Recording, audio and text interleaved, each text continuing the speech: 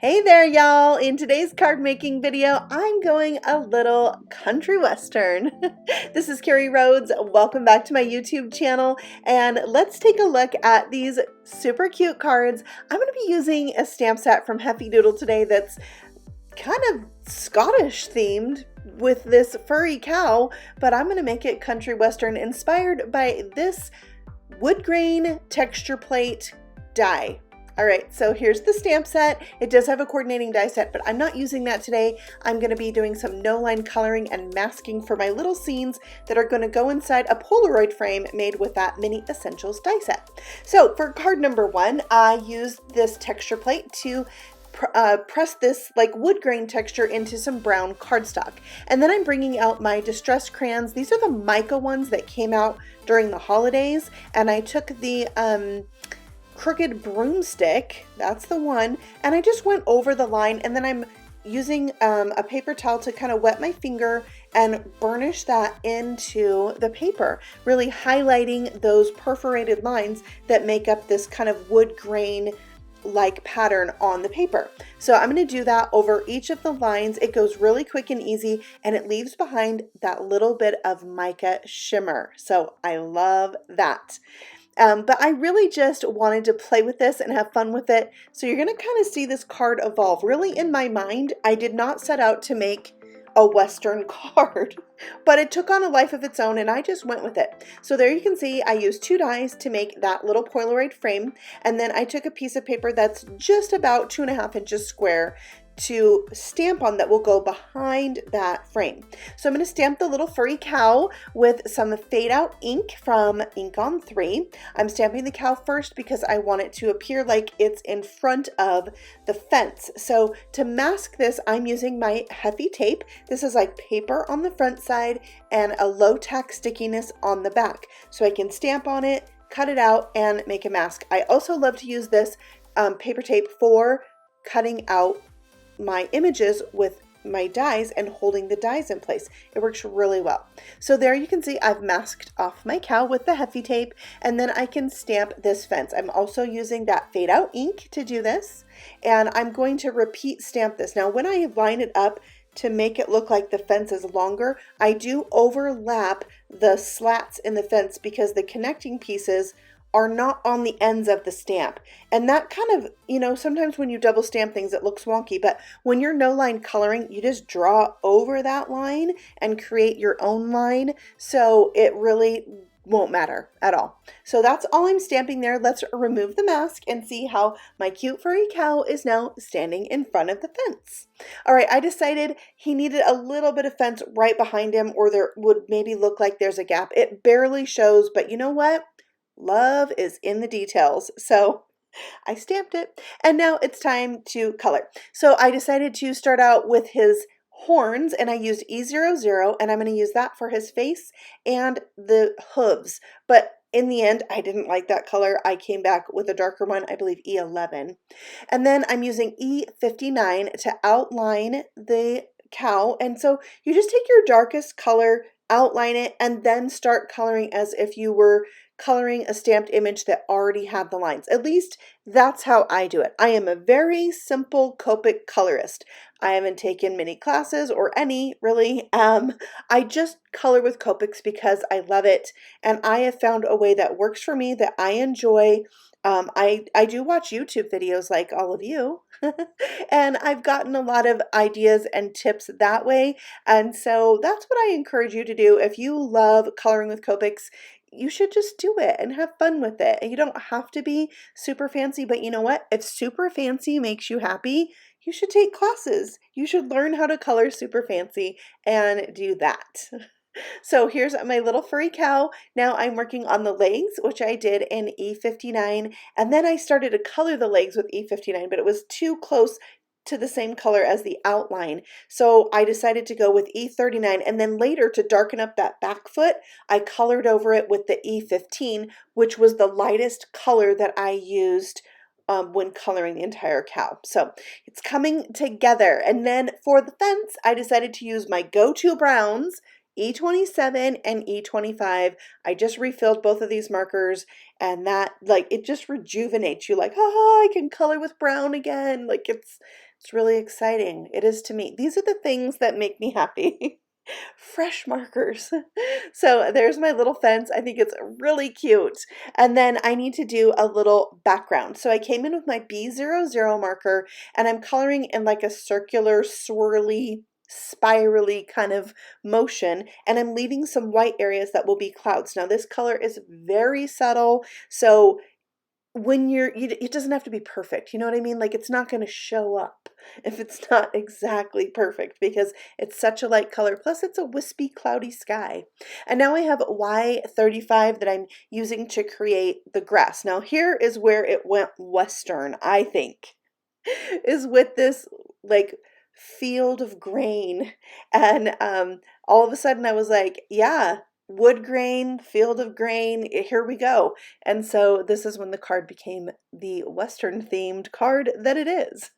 So there's my little no line coloring cow standing in front of the field of grain. And then I am gluing that to the back of this frame. I felt like my glue was a little thick, so I just kind of smeared it out with my finger, which helps it not like ooze in and get on my cute coloring. So little tip there. And then I used my Heffy foam tape to stick this down to my background. Now I thought, oh, maybe I should splatter the background. And then I was like, nah, I'm not going to splatter it. And then later I splatter it. I wish I would have done it before I stuck the count on. Like, if you think of an idea, you should just go for it, you know? So I use that same mini essentials die to cut out that star. And then I'm going to add one of the sentiments from the stamp set, Harry Birthday. I thought that's super funny and really cute with this cow. I flag cut the end of it myself, and then I'm going to start putting things together. So I brought back my distress crayons. This one is Flickering Candle, and I'm just adding a little bit of color to the star, and it looks really good. Like, it's just subtle, but it adds a little bit of variation to it. So I'm going to glue those things down, and then I found some stars, the little clay stars in my stash that match my star color pretty good. So I decided to add those on, and then I was like, I need something textury. So I brought out this twine and I'm kind of distressing it with the side of my scissors, and then I decided to separate the twine so it wasn't as thick. And then I'll use that now that it's really like roughed up. I'm going to use that to create kind of a rope to go on my card, because that's Western, right? Yeah, so I'm wrapping that around my fingers 3 times. I'll tuck the end around, and now I have this little rope. So I'm going to stick that down just by lifting up my frame really careful and pressing it down again so that my foam square touches the paper, and that will hold it down. And then on the other side, I just put a little dab of glue, and then I'm going to put a block on there, just let that sit for a little bit. And then I realized I had some blue stars in my little stash, so I stuck those down, and now I have the sentiment is on a really light blue paper. I've got the light blue stars, and that just brings out the sky a little bit.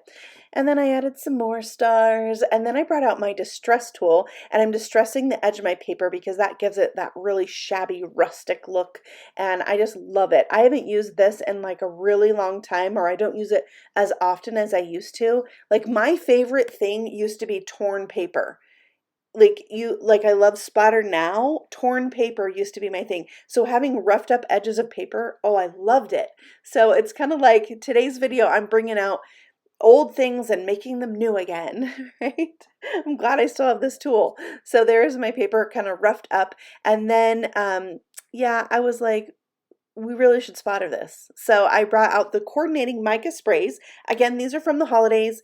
If you don't have them, use what you have. Pull out what's old and make it new again, right? And then I've got the crooked broomstick, and here I get a little dot that seeps down onto the colored panel, even though I masked it. And you can see I got some on my sentiment, so I redid my sentiment. But in order to not make that dot that's on my coloring feel so devastating, I took some distressed ink in Vintage Photo, and I'm just kind of dusting it onto that Polaroid frame, giving it a little shabby look, and that made me feel better. So it worked. Then I'm going to glue this down to my top folding card, which is 11 inches by 5.5, scored at 4 1/4. And I love textures on my card. I love different textures on my card. And I love just different elements of shine. So I've got that mica in the background, and I brought in some glaze to go over the top of that largest star, which is really going to make it more special on my card. So oh, look, there it all came together. I'm really tickled with how this card turned out. I do have a bit of a like Western girl in me because my dad was a cowboy, and so I do have that in my blood, and it just makes me happy, this little Western card. Okay, I did make a second card. I'm going to show you just the background, which I did with this piece of vellum. I took some frayed burlap distress oxide ink, and on the back side, the side where the perforation is bumpiest, I'm dragging this distress oxide pad along it. I'm trying to kind of give it the effect of wood grain with those long lines of ink. And then I'm going to bring in some vintage photo. So we're going a little bit darker now, a little bit different color brown. I love to have the variations of different colors of brown when I'm making kind of a wood grain effect. And in between those, I'm just drying it a little bit with my Wow embossing gun that has a low heat setting. And that's going to help dry it versus, you know, really heat it up fast and hot like you would for embossing. All right, so there you can see what it looked like on the white background of my pad there. And here's the card all put together. This time I put the cow in front of the mountains. I added that little sentiment, muchas gracias. I thought that was really cute. And that vellum background I stuck down to like a craft colored piece of cardstock, which is lighter browns, so it helps show through. And do you see what I brought out there? Speaking of what is old is new again, eyelets. I couldn't even tell you the last time I put eyelets on a card for decoration, but I don't know, it worked. I loved it. And if you want to see that card come together, I actually did a reel. R-E-E-L. It's over on Instagram. You can find me there just by searching my name, Carrie Rhodes, and I'll put a link to my Instagram in the description box below. So if you want to go check out my reel, it's like a fast video that just shows you like the important steps of a card, and they're just kind of fun. So go check that out on my Instagram page and see that card come together. If you have questions about the products I used, I have them linked for you below, except like all the mica things that were holiday releases. They were like a limited edition thing, but if you got them, use them and play with them, right? Thank you so much for stopping by. I will see you guys all again very soon on the next video. Happy stamping, y'all. Bye.